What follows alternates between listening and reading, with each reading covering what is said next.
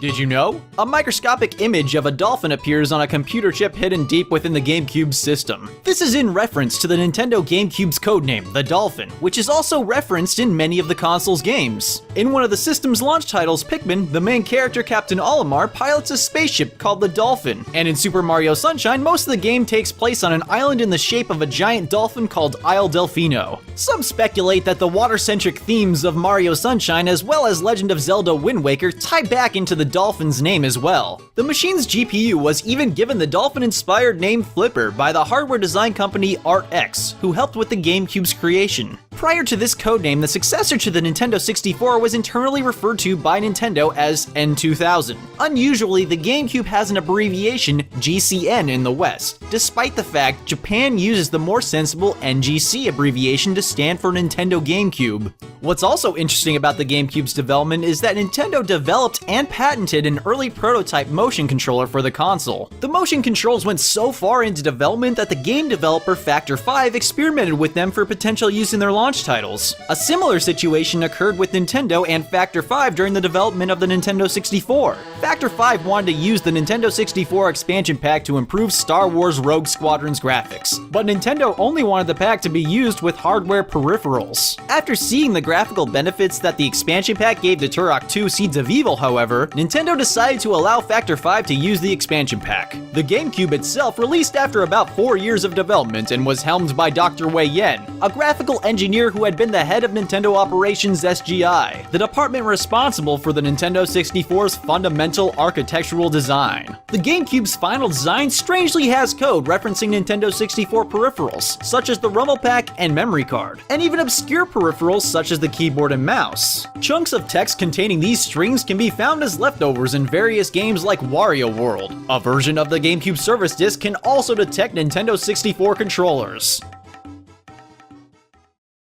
Nintendo created a variety of tech demos during development of the GameCube in order to show off its upgraded graphical capabilities to game developers. An interactive demo released in 2002 takes place in a new version of Princess Peach's castle, specifically showing off things like large textures, lighting and shadows, anti-aliasing, and a large number of polygons on screen all at once. Earlier in the year 2000, during the gaming event Space World, another tech demo shown was Meowth's Party. It was an animated music video with 3D Pokemon character models and a more detailed model of Meowth holding an electric guitar. Fans initially theorized that this was a teaser for a new Pokemon game, but that seems not to be the case. It was likely based on an ending sequence for the Japanese dub of the Pokemon anime series, which aired almost a year earlier than the tech demo. A similar sequence was seen again many years later in the GameCube game Pokemon Channel, as the final part of an exclusive anime episode titled Pichu Bros in Party Panic, where Meowth's movements are different upon each viewing. Meowth's Party was also referenced in Super Smash Bros. Melee as a trophy.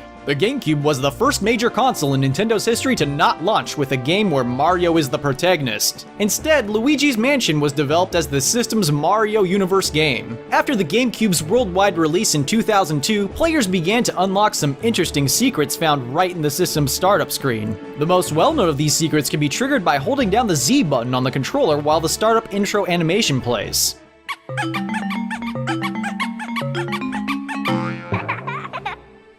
However, another set of sound effects will play when holding down the Z button on 4 controllers plugged in at once, with an old-fashioned Japanese-style flair to it.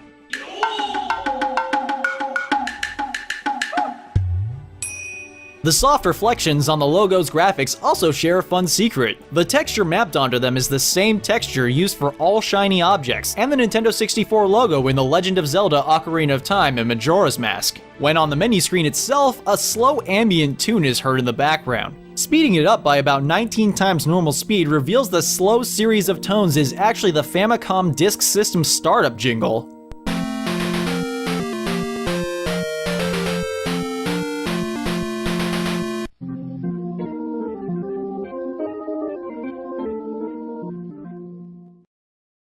Nintendo has a history of unique and interesting marketing campaigns for promoting their new consoles. The catchphrase used during the GameCube's official reveal at E3 was, "The Nintendo Difference." The purpose of the phrase was to distinguish themselves from the competition as an entertainment company first and foremost. Later, advertisements pushed the slogan "Born to Play," and commercials for upcoming games featured a rotating cube animation that morphed into the system's logo and ended with the voice that whispered, "GameCube."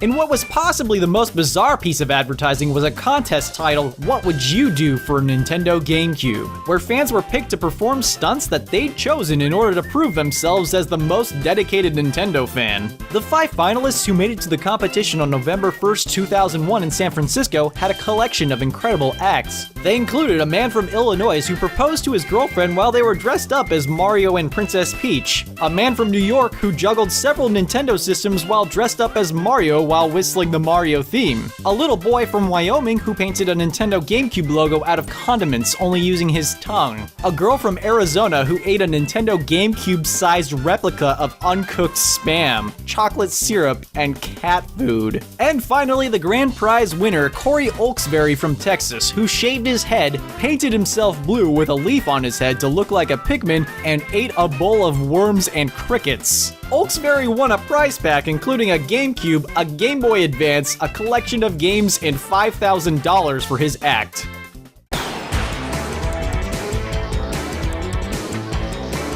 Did you know? Nintendo may have originally planned to name the GameCube the Star Cube. Nintendo of America submitted 3 separate trademarks for Star Cube in 1999, and the name was even posted on the official Nintendo website for Sweden. However, Nintendo's American and Japanese offices denied any knowledge of the name. According to the Swedish site, the system's online network would have also been named Star Road, referencing an area of the same name in Super Mario World. Nintendo veteran Shigeru Miyamoto pushed for the console to keep its project name, and simply just be called Dolphin. Despite his efforts, Miyamoto failed to gather support for this idea. Choosing the name GameCube and designing the system's logo was a collaborative effort between Nintendo's Japanese headquarters and Nintendo of America. This was to make sure the console's name and appearance would work internationally. Strangely, the GameCube is abbreviated as GCN in the West, even though it's abbreviated as NGC in Japan for Nintendo GameCube. This is likely because the abbreviation NGC is a trademark of the National Geographic Channel in the United States, and is generally associated with National Geographic. The channel even files trademarks under the company NGC Network US when registering new shows. Another possibility for the difference between regions is that NGC was close to the abbreviation for the Neo Geo Pocket Color, NGPC, and Nintendo wanted to avoid any confusion or association. When making the GameCube, Nintendo wanted to create a system that looked like the ultimate gaming console,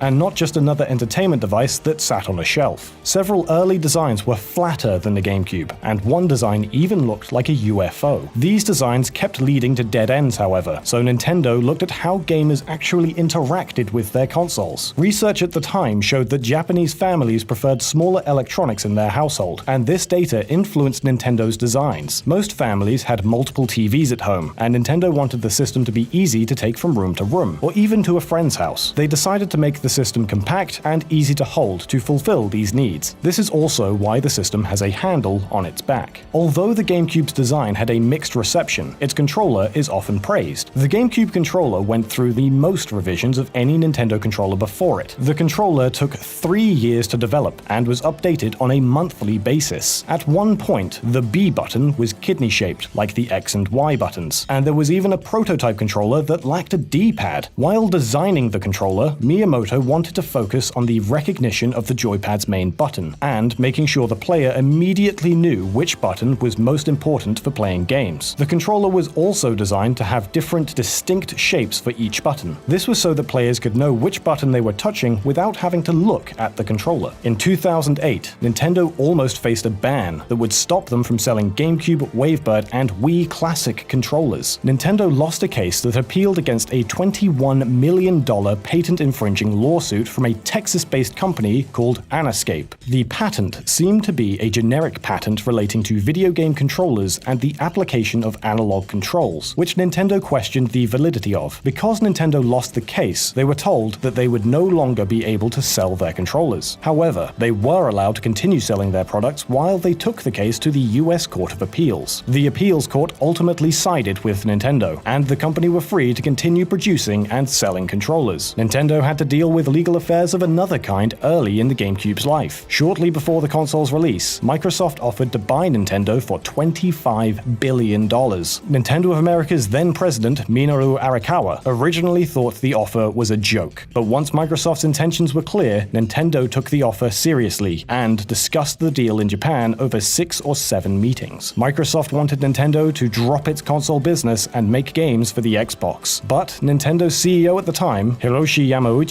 didn't like the idea and believed Microsoft lacked an understanding of the industry. Any chances of Microsoft's offer being taken died before the release of the GameCube.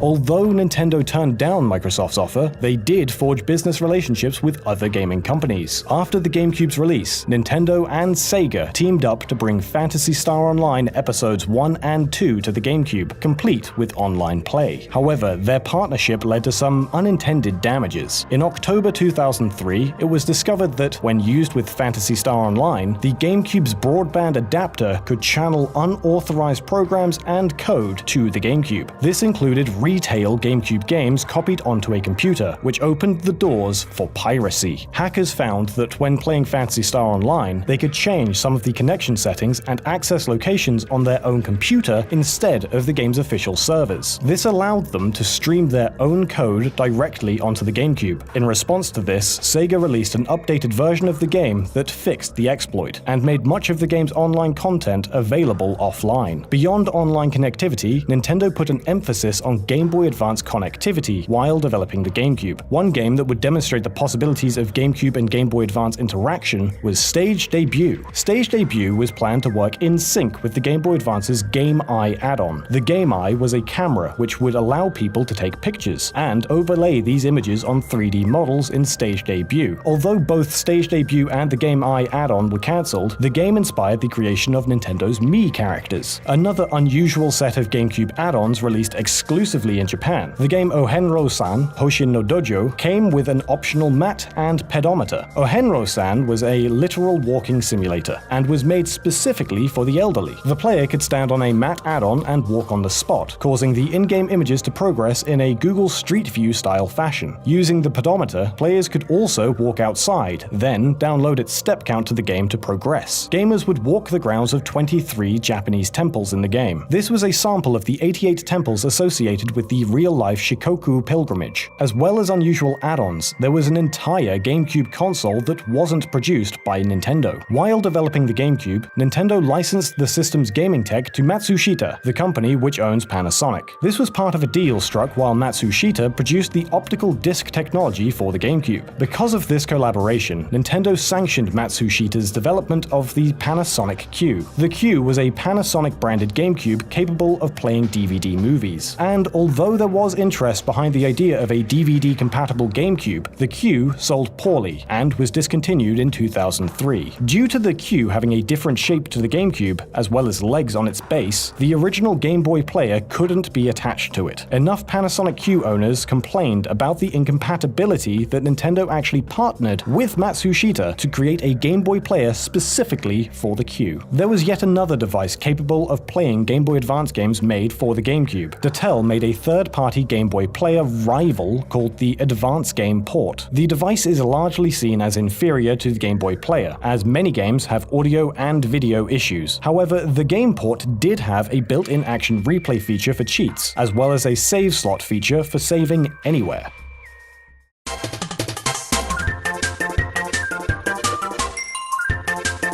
Did you know? At one point, the Nintendo 64 could have been the Sega 64. Plans for the N64 originated when Silicon Graphics Inc., or SGI, approached Nintendo with their new energy-efficient and cost-effective CPU. However, Nintendo were not their first choice. The processor was initially shown to Tom Kalinske, then CEO of Sega America. After some debate among Sega's hardware designers, the company declined SGI's offer. This was due to uncertainties about the chip's performance and associated manufacturing risks. Kalinske advised SGI founder Jim Clark to contact other manufacturers, which led to a successful pitch with Nintendo. The contract between Nintendo and SGI was signed in August 1993, and work began the following month. The time between the project's inception and its eventual release in June 1996 was fraught with delays. The setbacks came from Nintendo, who wanted to ensure enough games and a solid marketing plan were ready at launch. Inevitably, these delays brought trouble with them.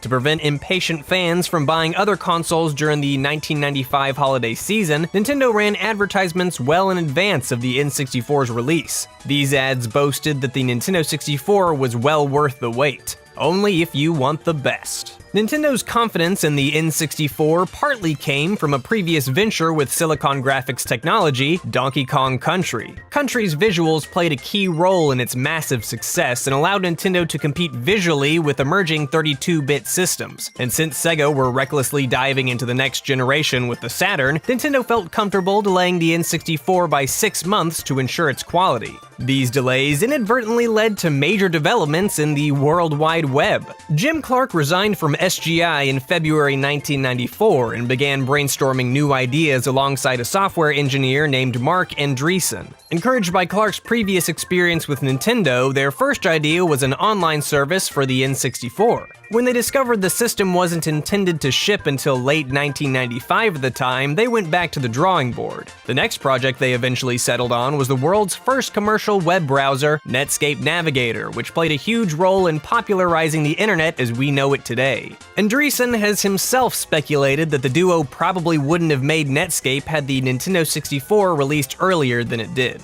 The console was intended to launch under the name Ultra 64 in the West and Ultra Famicom in Japan. The Ultra title was possibly intended as a reference to the several toys Nintendo manufactured in the 1960s. The Ultra line of toys included the Ultra Hand, the Ultra Scope, and the Ultra Machine. These were an early success for designer Gunpei Yokoi, who would later work on the D-pad, Game Boy, and Metroid. While the industry speculated that the Ultra 64's name change was due to legal trouble with Konami, Nintendo offered another explanation. Nintendo 64 was a simple name that united the console under a single worldwide brand. The name was created by Shigesato Itoi, best known internationally for his work on Earthbound. He chose the name after hearing that people used Nintendo as a catch-all phrase for a game console, similar to how the name Hoover is used when referring to a vacuum cleaner. Itoi fell in love with the confident simplicity of the name Nintendo 64. In an interview with the Japanese magazine 64 Dream, he explained, "Instead of rashly trying to envision the near future or the next generation, I was hoping to name it something that would just force its opponent out of the ring head-on. When naming cars and coming up with sedans or whatever, you can't even keep track anymore. Super excellent sedan. It's disgraceful. So I made it the most orthodox name there is." Nintendo received criticism for using cartridges with the N64 as the rest of the industry had moved on to CD-ROM technology. The lack of memory in cartridges made high-quality audio and full-motion video challenging to produce. This inevitably led to third-party developers such as Capcom, Square, and Namco to favoring competing consoles over the N64. Nintendo justified their decision, arguing that the popularity of plug-and-play consoles was proof that a lack of load times was important to consumers. They also stated that using unique hardware made piracy more difficult on the N64. But other companies and critics were skeptical, accusing Nintendo of trying to maintain leverage over developers. Former chairman of Nintendo of America, Howard Lincoln, strongly denied the accusations. Lincoln said, "I've seen speculation about how this was some plot to control third-party publishers. That's completely nonsense. There's just not a grain of truth in that thing. No discussion like that ever occurred. That was never an issue. It was strictly technology and counterfeiting."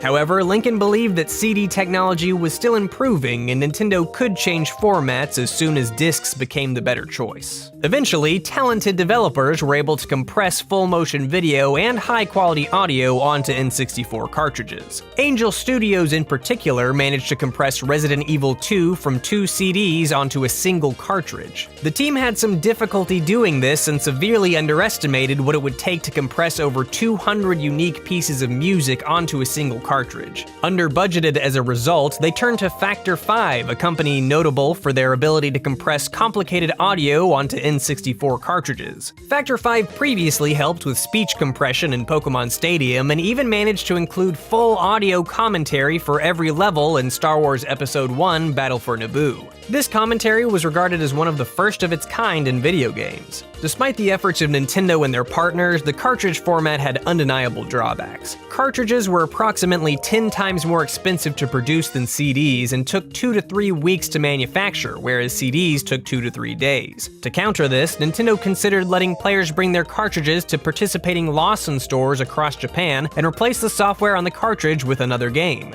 Dubbed the Game Kiosk, the plan was intended to offset both production costs for Nintendo and inventory risks for their stores. Nintendo had implemented a similar concept with the Famicom Disk Writer and the Nintendo Power kiosks in Japan, which allowed for data on Famicom discs and Super Famicom carts to be rewritten. Many Nintendo 64 games began as projects for the Nintendo 64's short-lived disc peripheral, the Nintendo 64 DD. Miyamoto himself has mentioned this fact, claiming that almost every new project he started for the console was originally for the 64 DD. Reasons for the peripheral's repeated delays have been kept vague, with Nintendo citing difficulties in developing both the drive and the discs themselves. Although the 64 DD was released exclusively in Japan, a collector and YouTube user known as Metal Jesus Rocks acquired an American 64 DD from an anonymous seller. The model is noteworthy not only because it's American, but also because of the stickers on its case. The labeling suggested that it was retail ready, or at the very least, a retail prototype. This means Nintendo was far closer to selling the 64 DD stateside than anyone had realized before. A version of Super Mario 64 has also been discovered for the 64 DD. This version was made for Nintendo Space World 1996 to promote the 64 DD and was discovered in a Japanese pre-owned game store. The game has few differences to the cartridge version and seems to omit more than it adds, such as Mario's head being absent from the title screen.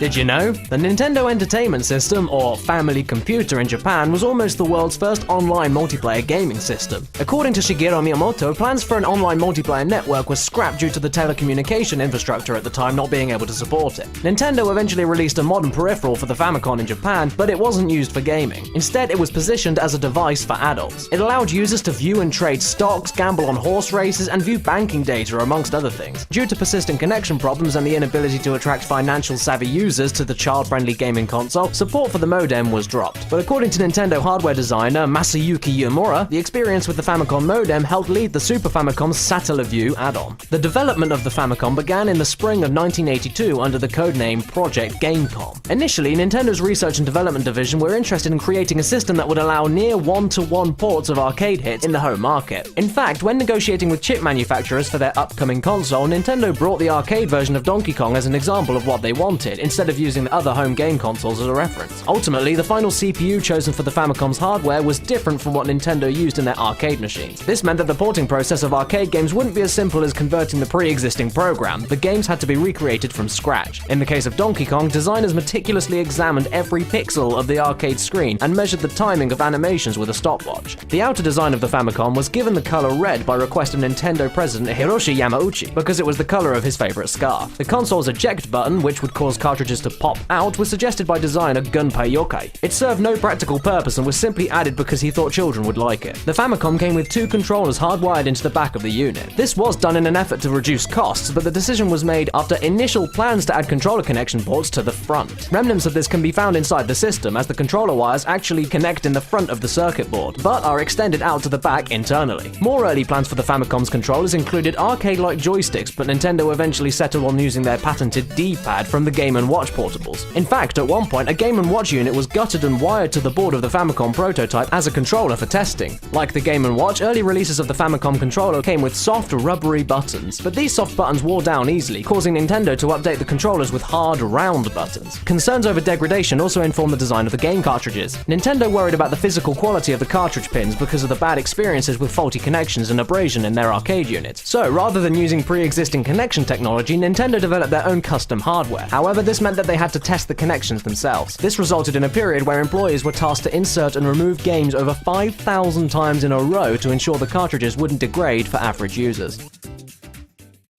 Because of different cultures and expectations, Nintendo made drastic changes to the Famicom when releasing it overseas. Unlike Japan, North America experienced a monumental video game market crash in 1983, and retailers were unsure about the viability of home consoles in the region. Nintendo's first console unveiling for North America came at the Las Vegas Consumer Electronics Show in 1983, and was met with criticism. At this time, the console was renamed the Nintendo Advanced Video Systems. The new name and design was chosen to distinguish the system from other gaming consoles, partially due to the poor reputation video games garnered from the market crash. One change in the design ended up causing internal damage to many NES consoles over time. The Famicom's cartridge slot was changed to a front-loading cartridge socket on the NES. This was in effort to more closely associate the system with a common household item, the VCR. However, the force of repeatedly pressing cartridges down caused extra wear and tear, leading to glitches and system failures. Many gamers reacted to these problems by blowing into the cartridges to clean them. This did nothing at best because it failed to address the real problem. And at worst, the moisture from the player's breath actually sped up corrosion and the tarnishing of the copper connectors. On the marketing side of things, Rob, the robotic operating buddy, and the NES Zapper were included in various bundles to help sell the system as a toy. This was another effort to disassociate the NES with other video game systems. The Japanese version of the NES Zapper, the Famicom Gun, is slightly different. It was originally released with the game Wild Gunman and is based on a revolver-style handgun. The way the Famicom Gun and NES Zapper actually functions is similar to a camera. When the trigger is pressed, the screen goes black for a single frame. If the Zapper's light sensor didn't detect any light, it goes on to the next step. On the next frame, the screen displays a white square where the target is. If the gun's sensor detects the square, then it registers it as a hit. If it fails one of the tests, it registers as a miss. Rob worked very similarly and communicated via optical sensors and flashes from the television. Because of differing refresh rates, both the NES Zapper and Rob only work with CRT televisions, not with LCD or plasma screen TVs. The NES and Famicom had more interesting peripherals. Nintendo experimented using 3D visuals with a stereoscopic headset called the Famicom 3D system. The headset caused nausea and headaches. It wasn't commercially successful, and it was never released outside of Japan. Another unreleased peripheral was aimed at a different audience. Nintendo once planned a knitting add-on for the NES called the Nintendo Knitting Machine. Outside of North America and Japan, the NES made its debut in a variety of other regions, both officially and unofficially. In South Korea, the system was distributed by Hyundai Electronics under the name Comboy. This was due to a trade embargo South Korea enacted on Japan after World War II. An unofficial clone of the Famicom was sold in China under the guise of an educational system. At the time, the Chinese government had a ban on recreational video games. The clone was known as the Little Tyrant, and the system was endorsed by film star Jackie Chan in commercials and promotional material. In 1992, Russia and other former members of the Soviet Union saw the release of the Taiwan-manufactured Dendy system. It was an unofficial hardware clone of the NES, and nearly its entire library of games were bootlegs of NES and Famicom games. By 1994, over 1 million Dendys were sold at a price of roughly $35 per unit. One last bit of trivia about the Famicom comes from its home country. Nintendo of Japan continued to support the 1983 console for nearly a quarter of a century. It wasn't until 2007 that Nintendo of Japan announced that they would no longer repair Famicom systems, and it was only due to the increasing shortage of necessary parts.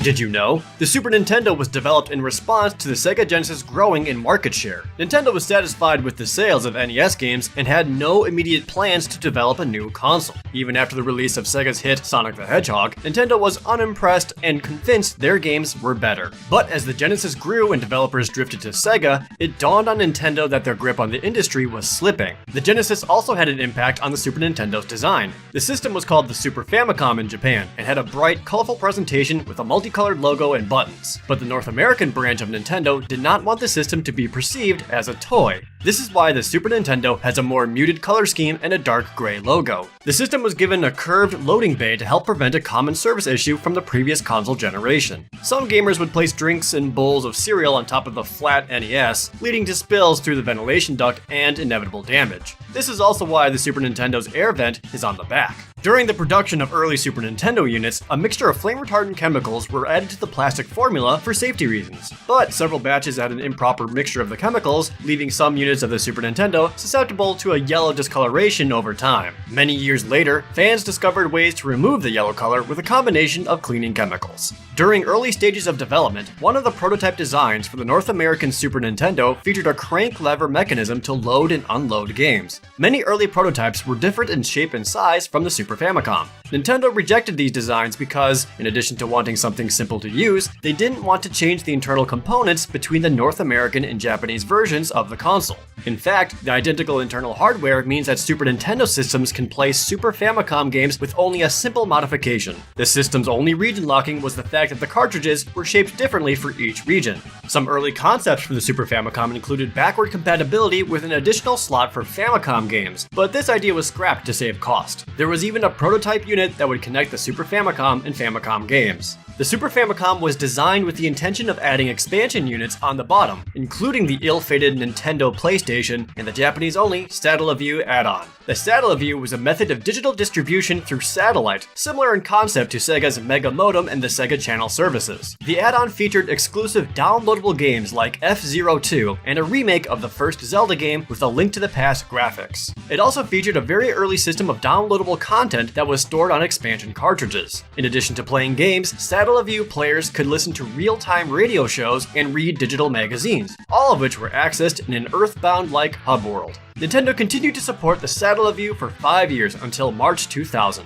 North America had their own network-enabled hardware called the X-Band, which also had a version for the Genesis. It was the world's first console gaming network, and it worked by emulating local multiplayer over a telephone line. The service cost $10 a month plus long-distance fees. The Super Nintendo also had a working prototype for a cartridge that enabled adults to use online banking. It was intended for households that didn't have a personal computer, and the cartridge would have come with a unique keyboard controller. Unlike the NES, the Super Nintendo faced a serious market rival for the duration of its life cycle. Sega came out with aggressive advertisements that were unlike anything Nintendo had dealt with before. Vice President of Design at Nintendo of America stated in an interview for the book The Ultimate History of Video Games, "Sega came out slamming us in their commercials. They were naming us by name, and that was a really big deal. We took it good-natured and competed the best we could." Nintendo also lost favor with some publishing companies because of their strict quality control standards and high licensing fees. Many Japanese publishers that had success on the NES were happy to oblige, and supplied the Super Nintendo with a large library of quality games. But some publishers in North America felt the standards were unfair and that the license fees were too high. This was especially true when compared to the PC games market. For this reason, Electronic Arts had a special partnership with Sega, which gave the Genesis popular sports games. This contributed to the image that the Genesis was a more mature console than the Super Nintendo.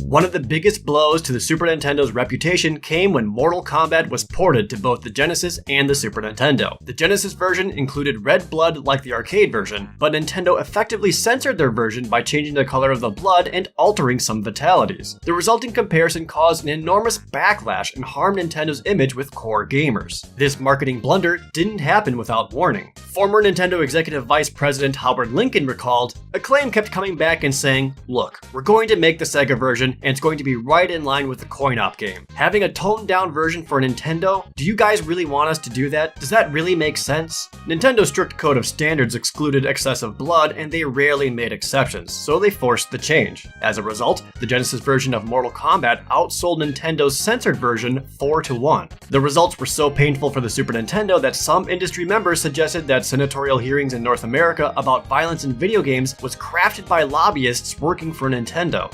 One of the unintended consequences of the hearings is that they served as free advertisement for Sega and bumped up sales for both Mortal Kombat and the Sega CD exclusive Night Trap. When Mortal Kombat 2 was released on the Super Nintendo, Acclaim was allowed to have red blood in the game, and the Super Nintendo version of Mortal Kombat 2 sold better than the Genesis version. After the hearings in North America, Nintendo, Sega, and many other video game companies met and agreed on the industry standard ESRB rating system. After the ESRB was established, Nintendo became much more lenient about the content in their games. Another change to Nintendo after the violence in video games hearings was their marketing. No longer able to claim it was purely a family-friendly system, Nintendo of America tried to outdo Sega at their own game by targeting an older demographic. They even had mild comical gore in a commercial for Super Mario World 2. Many fans believe Nintendo's crass advertising went too far in the case of Earthbound. Instead of staying true to the goofy, lighthearted tone of the series, the marketing department attempted a form of reverse psychology featuring gross-out humor. Some magazine ads claimed,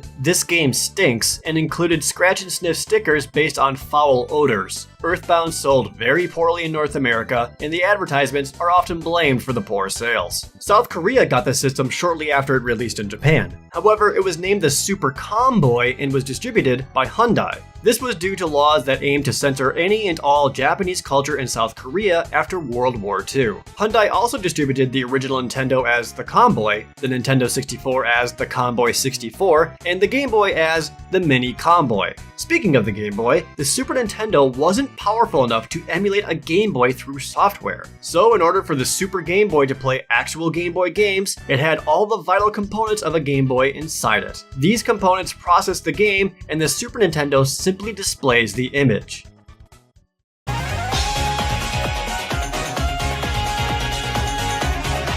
Did you know? The first rumor of a new Nintendo console came only a year after the Wii U's launch. On January 21, 2014, Nintendo News reported Nintendo was preparing a follow-up to the Wii U due to the console's limited success. According to their anonymous source, the console was called the Nintendo Fusion and would combine Nintendo's handheld and home console lines. The rumor's credibility was boosted by a detailed list of technical specs. Two versions of the console would be released, the handheld Fusion DS and the home console Fusion Terminal. The terminal was backwards compatible with Wii U software and came in two versions, one with a disk drive and one without. The console supposedly had an inductive charge surface, allowing players to charge both Wii Remote Plus controllers and the Fusion DS. The implication was that the Fusion would hybridize a home console and a handheld by being two separate consoles that connected. Complicating the story, Nintendo owned the domain name NintendoFusion.com. The site was created in 2003 to support the Nintendo Fusion Tour, a series of rock and video game-themed music festivals held from 2003 to 2006.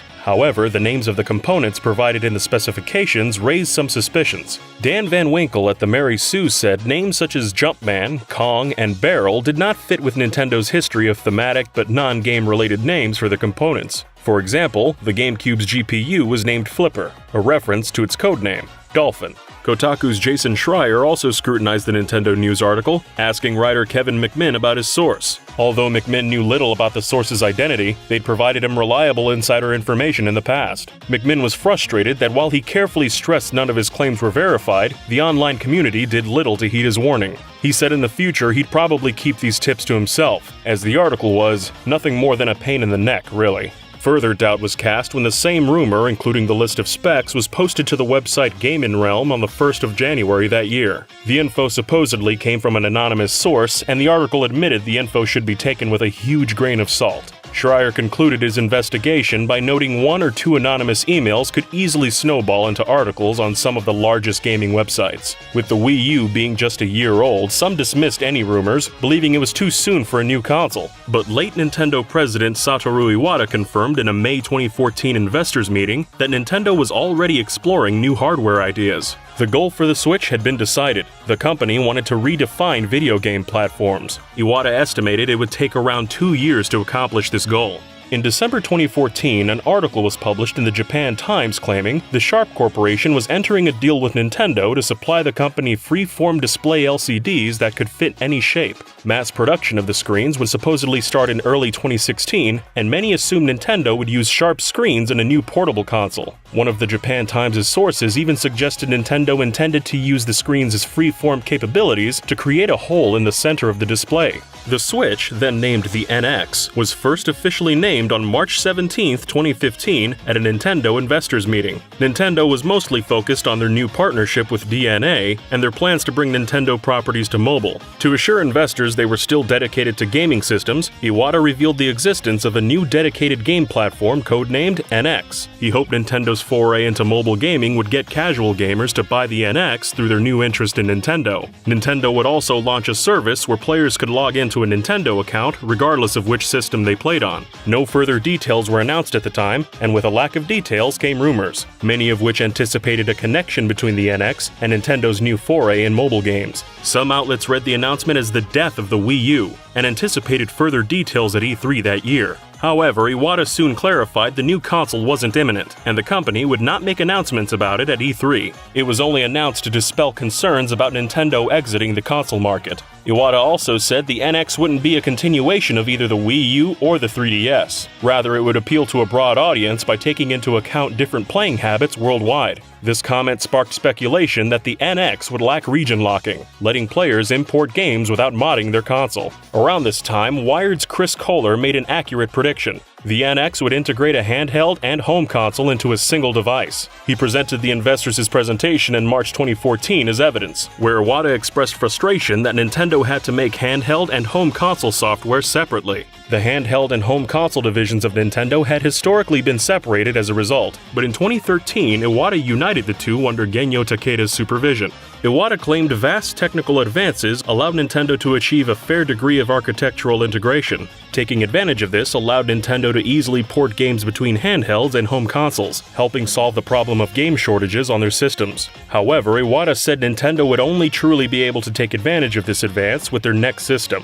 He was doubtful Nintendo could completely integrate the hardware into a single device, and envisioned an architecture more like the iOS, a singular platform allowing Nintendo to upgrade hardware more frequently. Kohler concluded by predicting the NX was a suite of devices rather than a single one. It was around the time of this restructuring that Nintendo began taking pitches from third parties to develop hardware for their next console. AMD in particular was highlighted in rumors surrounding the NX. In July 2015, VentureBeat speculated Nintendo would collaborate with AMD due to their accelerated processing units, allowing for easier backwards compatibility. Nintendo previously used PowerPC processors alongside an AMD GPU in the Wii U, which, with its low power and extra screen, made developing for the console awkward for third-party developers. Consoles at the time tended to use x86 technology, which is industry standard and easier to develop for. On June 14, 2015, a video claiming to show leaked footage of Nintendo's new console was uploaded to YouTube. Supposedly having been filmed on a phone at E3 2015, even though it started circulating before Nintendo's presentation, the console revealed in the footage was called the XDS.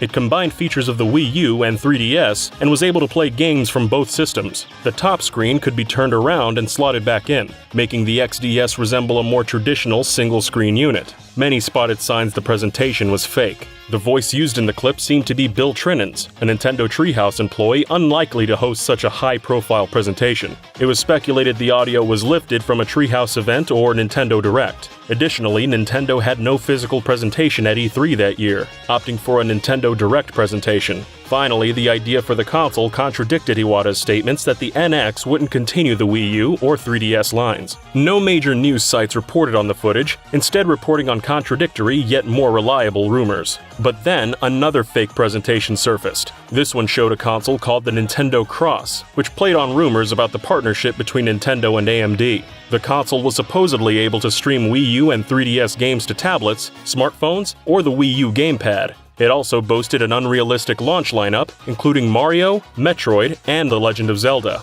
The controller shown as a part of the presentation was an edited image of a Wii U Pro controller, with obvious artifacting around the edges. As with the XDS, this obviously fake leak didn't get much traction. In July 2015, Taiwan-based news organization Digitimes claimed Nintendo entered a contract with Foxconn Electronics and planned to begin pilot assembly on the NX by October. This information, which also claimed the NX had a projected July release, came from an inside source but couldn't be verified. Rumors began circulating that Nintendo's new console was a virtual reality/augmented reality machine.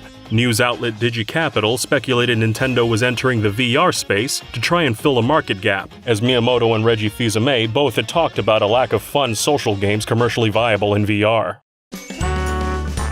On August 21st, a Nintendo patent was published for a stationary game apparatus, game system, recording medium, and speed control method. The patent was filed on February 10th and describes a controller with a display screen that has no disk drive. In its place is a card slot, where a memory card containing software can be inserted. Some speculated this meant a return to cartridge-based systems. In October, the Wall Street Journal reported Nintendo had begun distributing NX development kits among third-party developers such as Square Enix, who had announced Dragon Quest X and XI for the NX in July. However, they shortly walked this back and said an NX launch was only being considered. The Wall Street Journal's sources stated the NX took the form of a console with at least one portable component. They also reported the console used industry-leading chips. These reports of a portable component led to speculation that the console was going to be similar to the Wii U, with a separate portable device. Analyst David Gibson told the Wall Street Journal it was likely Nintendo would launch the NX in 2016 due to declining support for their current hardware.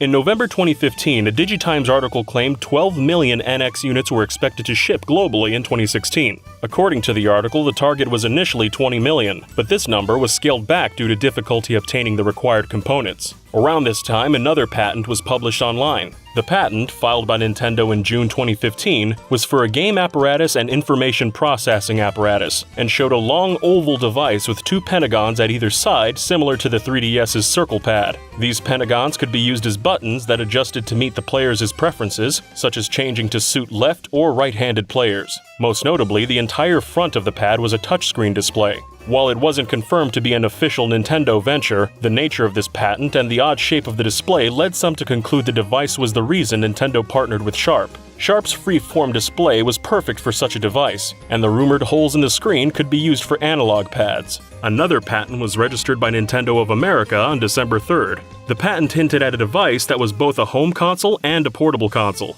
The portable console attached to a supplemental computing device to provide additional processing resources. There's been no official connection made between this patent and the NX, though it sounds like it describes the Nintendo Switch dock. In January 2016, market research company GFK released a survey inexplicably containing information about the NX. The survey stated the console would allow the player to make video calls, support 4K 60 frames per second video streaming, and support 900p 60 frames per second gameplay. Participants were asked how much they'd pay for such a console. These specs seemed odd, as many Wii U games ran at 1080p. The survey was later confirmed to be pure speculation on GFK's part.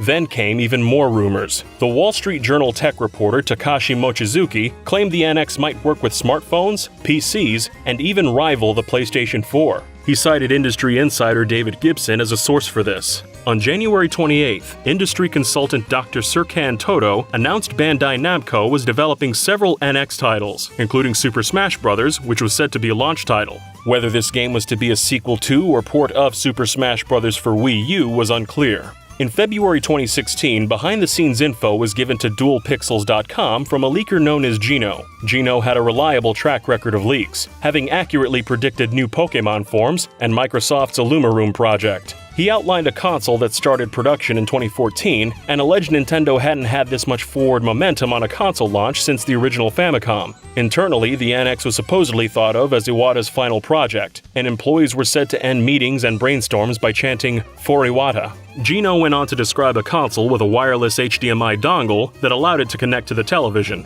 and the analog sticks had small motors in them for haptic feedback. This meant if the player ran into a wall, the analog stick could snap in the opposite direction to give a sense of impact. The feature would also be used when firing a gun, taking damage, or moving over rough terrain. The console was able to sync via Bluetooth with everything, including smartphones and tablets for viewing texts and phone calls. It ran on an operating system called Nintendo OS, and was said to have social features similar to Pokémon Go. The system architecture was easy to develop for, and the system was allegedly closest in power to the Xbox One. This was pointed to as the reason Nintendo was happy to give out dev kits so late. One dev is quoted as saying the NX was the easiest device we've ever developed for. On the 3rd of March, Gino once again provided DualPixels with info about the NX. They claimed Ubisoft's long-awaited Beyond Good and Evil 2 was to be an NX exclusive, with Nintendo funding the project in a manner similar to Bayonetta 2. The game was said to be titled Beyond Good and Evil: The Prejudices of Philosophers, a reference to a specific chapter dealing with authority and morality in Friedrich Nietzsche's Beyond Good and Evil.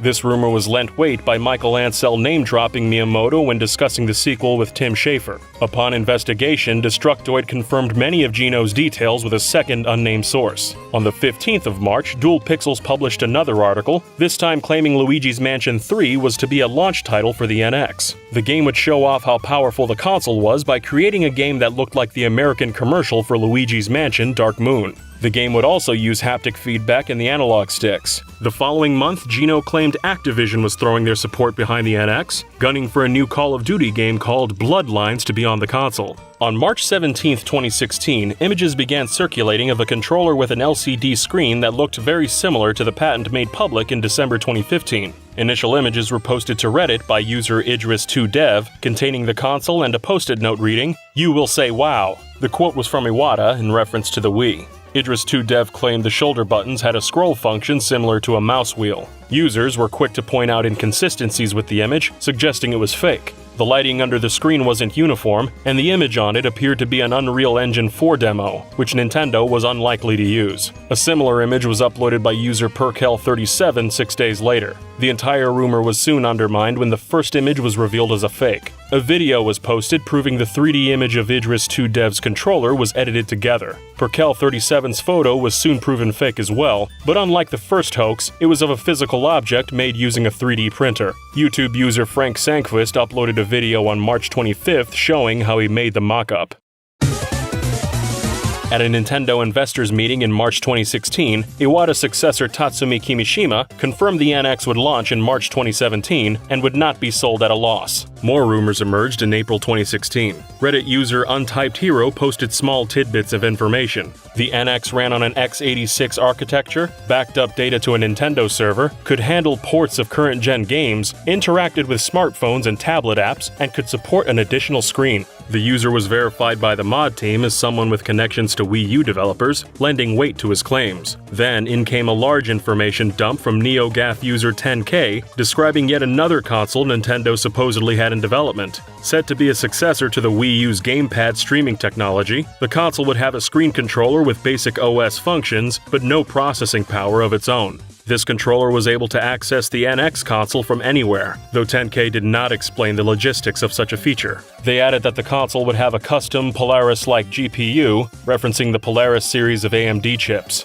According to the post, Final Fantasy XV was coming to the system, and the NX would launch at different times around the world. These rumors led to some speculation about the future of Nintendo's handheld consoles, as well as the feasibility of the proposal in consideration of the Wii U's performance. On April 12th, industry insider Emily Rogers tweeted that several ports were in development for the NX, including Zelda, Smash Bros., Mario Maker, and Splatoon. However, she made it clear that while these ports were in development, this was not confirmation they would be released. While Zelda was ported, the other 3 games received sequels instead. Rogers then doubled down on these rumors, posting Zelda was coming to both Wii U and NX, that the game featured full voice acting with the exception of Link, and that players could choose between a male and a female Link. While the latter prediction was untrue, it must be noted this possibility was debated internally at Nintendo. In the same month, Nintendo confirmed on Twitter that the NX would launch in March 2017. This announcement came on the heels of the same info being presented in their consolidated financial statements for 2015 through 2016.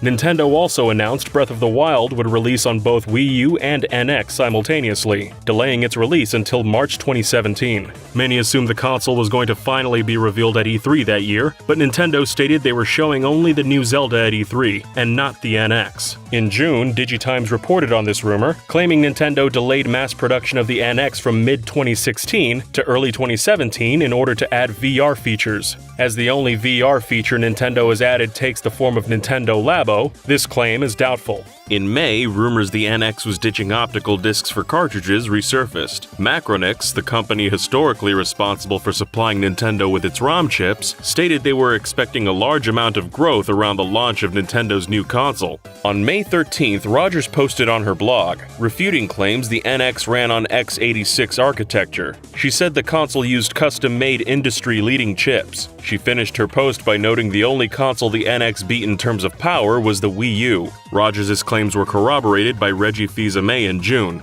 After Microsoft's Xbox One X was announced at E3 2016 under the name Project Scorpio, discussions about the new system's revolutionary power opened up. When asked about the NX in an interview with Bloomberg West, Fils-Aimé said they were prioritizing content over power. On June 14th, a trademark was submitted for Breath of the Wild, which stated a game was downloadable, available on game disc, and available on a video game cartridge, confirming the cartridge rumor. Another Nintendo patent was made public on June 30th. Filed on December 3, 2015, the patent described a handheld game console with speakers, a touchscreen, and force feedback. The patent noted sound and vibration in conjunction gave the player a sense of depth and direction in three-dimensional space. This rumble patent is similar to the Switch Joy-Cons' HD rumble feature. On July 26, a major leak confirmed a number of details about the Switch. Tom Phillips of Eurogamer sourced info that said the NX was a handheld console with detachable controllers on each side. The mock-up Eurogamer presented is remarkably similar to the final product. Phillips also accurately claimed the portable console would connect to a TV using a dock, and the console used cartridges. According to Phillips's information, Nintendo considered making the NX digital download only, but eventually decided against it. The console wouldn't be backwards compatible, and the report claimed the final product ran on NVIDIA's Tegra processor rather than AMD as many assumed. The information was largely accurate. It was also backed up by an independent report from the Wall Street Journal, whose sources described a hybrid console. However, they added the erroneous detail that the device could play Nintendo's mobile games such as Pokémon Go. Metro reported similar details, but added some speculation of their own about the existence of the supplemental computing device Nintendo had patented the previous year. This speculation proved to be on the money. Over the following months, information came out supporting Eurogamer's report. NeoGAF user Disorientator found a patent from Nintendo detailing detachable controllers like in the report. Nintendo also patented a gesture control feature that hasn't been seen on their console. Laura Kate Dale, while conducting independent research into the NX for Let's Play video games, found the Eurogamer report was accurate and added the console allowed force feedback and Wii Remote functionality for multiplayer games. Dale later posted a new article detailing a handheld device with a striking resemblance to the Switch. While some of the details are inaccurate, the overall shape is unmistakably the Switch. The drawing even had segmented directional buttons rather than a D-pad. Dale reported the console did not have region locking. In August, an anonymous 4chan leak claimed the console was called the Nintendo Focus and was a hybrid console. So far so good, but the leaker also included a lineup of games that left many skeptical. The lineup included both a new Super Smash Bros. For Focus, as well as Super Smash Bros. Melee HD, ports of Pokémon Gold and Silver and Pokémon Sun and Moon, and a Retro Studios helmed new F-Zero.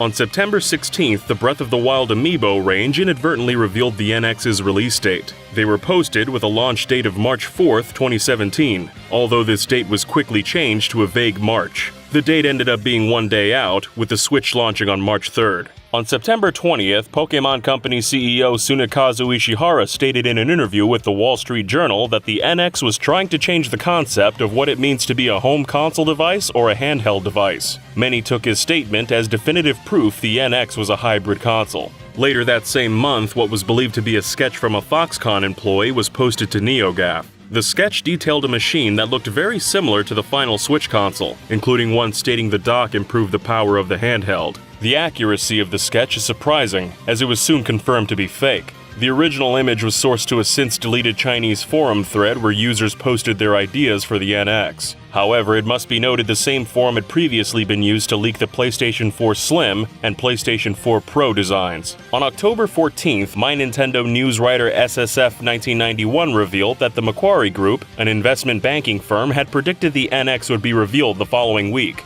This information was correct, and the NX was unveiled as the Nintendo Switch on October 20th, 2016, putting an end to years of rumors. However, rumors persisted even after this announcement. In December 2016, 3 sources told Eurogamer that the Switch would have GameCube games on its Virtual Console service. Several GameCube games were apparently running, with Mario Sunshine, Luigi's Mansion, and Super Smash Bros. Melee emulating perfectly, and an Animal Crossing emulation was being worked on. Eurogamer were also told there'd be an upgrade program similar to the Wii U's, where past Virtual Console purchases could be upgraded for a small amount rather than being purchased again at full price. Apparently, the Switch's increased power over Wii U allowed for proper GameCube emulation, which is why Nintendo avoided GameCube during the Wii U era. Another driving force behind the GameCube Virtual Console was apparently Nintendo's desire for Super Smash Bros. Melee to be easily playable. With the announcement of Nintendo Online in January 2017, this rumor was seemingly debunked.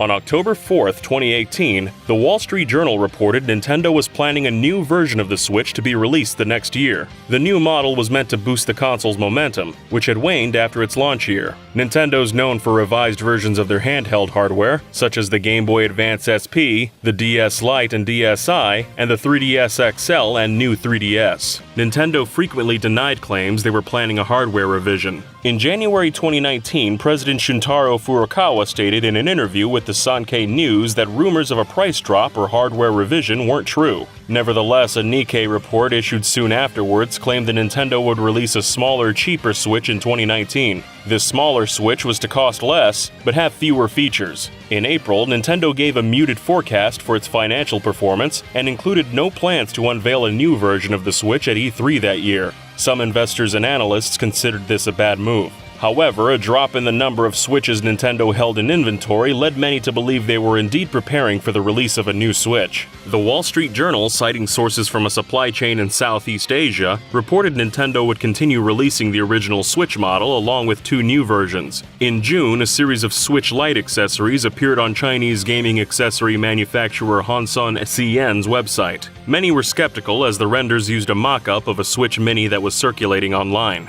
There also were no specifications listed for the item's size or weight. On July 1st, WinFuture leaker Roland Quant received images of a silicone case for the console from a reliable source, suggesting the final product's look. This was followed by the Nintendo Switch Lite being officially revealed on July 10, 2019. Of course, the Wall Street Journal had reported two new versions of the Switch. On August 7th, they reported Sharp was to supply Nintendo with IGZO display panels for its new video game machines. IGZO displays are designed to be high-resolution, durable displays that don't consume much power. Sharp didn't specify which Switch models were outfitted with IGZO displays. On September 7th, Nintendo Life uncovered a new patent for Nintendo's Joy-Con controllers. Appearing on Japan's official patent database, the patent displayed what appears to be Joy-Cons with hinges. These hinges allow the left analog stick and face buttons to be angled down while in use. Back in February, several outlets including Direct Feed Games, Game Informer, and Jeux Video claimed Xbox Game Pass would be coming to the Switch. This would work via an app that streamed the games to Switch from a Microsoft server. A few months later, industry insider David Gibson reported on Twitter that Nintendo would work with Microsoft's Azure to offer its own streaming service. Although several rumors about Nintendo and Microsoft collaborating in some way surfaced around this time, there's little evidence to directly support them. Did you also know that the box art for Super Mario 64 DS is a sly reference to Mario Kart Double Dash? Or that Mario Party was censored in Korea due to gambling concerns? For a whole hour of Nintendo DS facts, click or tap the video on screen. What's your favourite handheld console? Mine has to be the Game Boy Advance SP. I think it's so tasteful and so cool.